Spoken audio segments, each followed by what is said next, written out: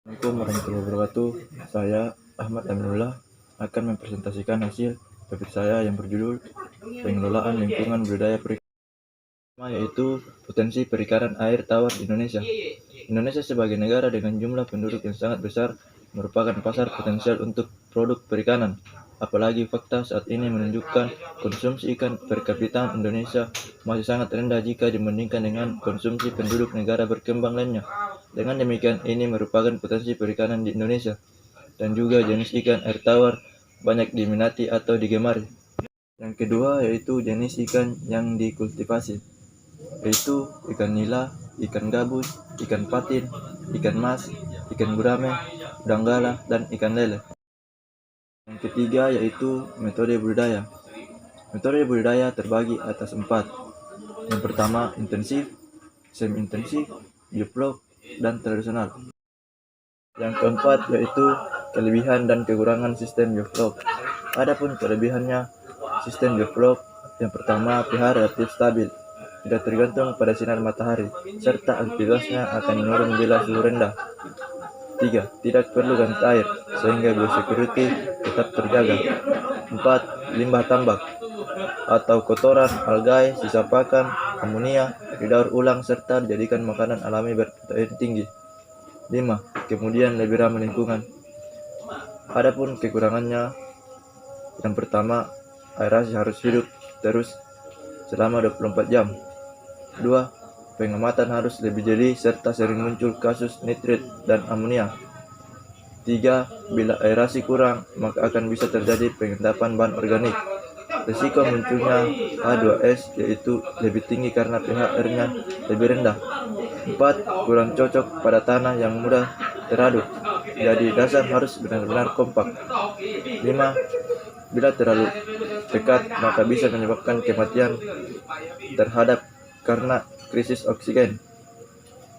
Selanjutnya yaitu pentingnya pengelolaan lingkungan budaya dalam mendukung kelangsungan aquaculture yang berkelanjutan, yaitu agar sistem budaya mengalami kemajuan, mendaur ulang air, tidak menggunakan bahan kimia, dan agar lingkungan tidak tercemar. Pun cara-cara budidaya ikan yang baik dalam segi lingkungan, yaitu yang pertama lokasi yang strategis, yang kedua suplai air selalu ada, yang ketiga tata letak dan desain yang sesuai, yang keempat pembuangan limbah dengan cara diolah kembali, dan yang kelima mentreatment air. Hal-hal yang diperhatikan dalam pembukaan lahan untuk budidaya air tawar yaitu yang pertama jauh dari pemukiman, yang kedua jenis tanah, yang ketiga jauh dari kawasan industri, yang keempat kemiringan tanah, dan yang kelima dekat dengan sumber air. Kemudian topografi lahan yang sesuai untuk budidaya air tawar, yaitu kemiringan lereng merupakan sudut antara bidang datar permukaan bumi terhadap suatu garis atau bidang yang ditarik dari titik terendah sampai titik tertinggi pada suatu bidang lahan tertentu. Kemiringan lereng atau topografi sangat mempengaruhi pengelolaan lahan.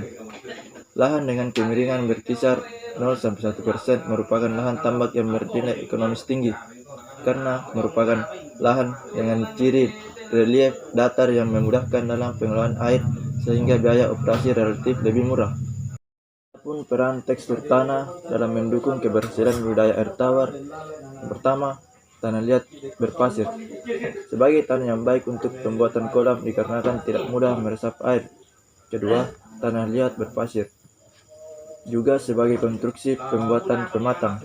Ketiga, tanah yang tidak mudah menyerap air dapat membantu stabilnya ketinggian air pada kolam. Yang keempat, sebagai media tumbuh.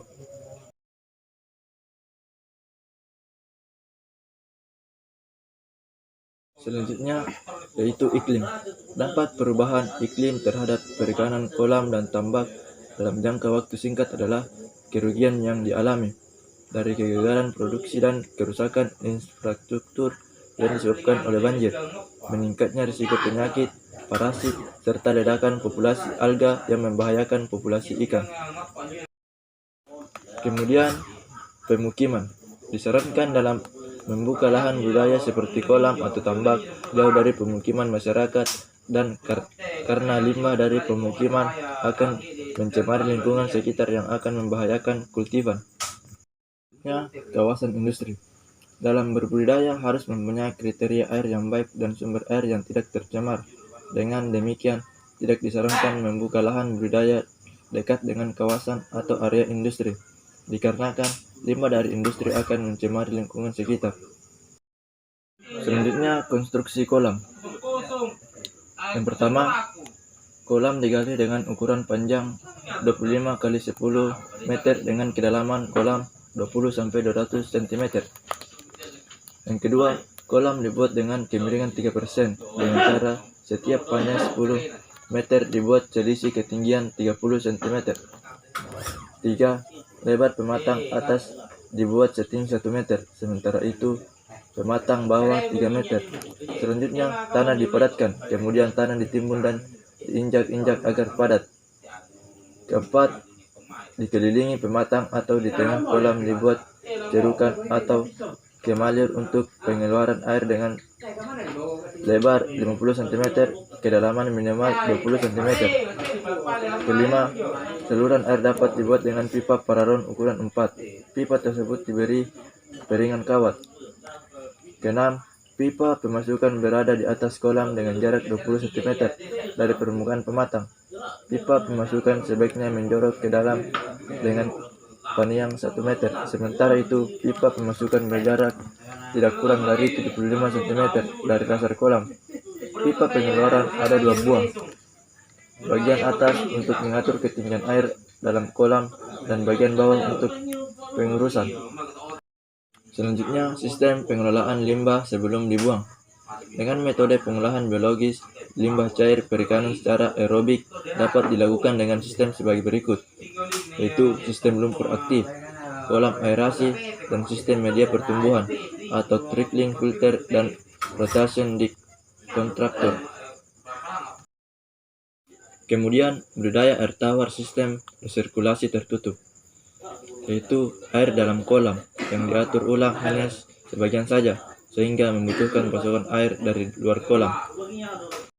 Selanjutnya, kelebihan dan kekurangan sistem resirkulasi tertutup. Adapun kekurangannya yaitu: 1. Biaya investasi sangat mahal. 2. Biaya untuk listrik dan sistem pemompaan menjadi sangat tinggi. 3. Memerlukan tenaga kerja dan manajemen yang berpengalaman. 4. Kontaminasi penyakit cepat menyebar. Adapun kelebihannya yaitu memudahkan pembudidaya untuk mengontrol kondisi aquaculture secara menyeluruh, meliputi kualitas air, pemeliharaan pakan, dan pencegahan penyakit. Selanjutnya, urban aquaculture, budidaya ikan sistem hidroponik. Aquaponik merupakan sistem pertanian modern yang mengombinasikan antara cara budidaya hidroponik dan aquaculture. Artinya, metode cocok tanam tanpa tanah pada hidroponik digabungkan dengan teknik pemeliharaan ikan yang dikembangkan dengan teknik aquaculture. Adapun kelebihan dan kekurangan sistem hidroponik. Kelebihannya, yang pertama, tidak membutuhkan tanah. Yang kedua, tidak perlu melakukan penyiraman tanaman seperti bercocok tanam pada umumnya. 3. Tenaga yang dibutuhkan lebih sedikit. Kita tidak perlu melakukan pengolahan lahan, penanaman, serta memanen. Metodenya lebih praktis dan juga efisien. Adapun kekurangannya, yang pertama, modal besar. Yang kedua, metode ini asuh langka.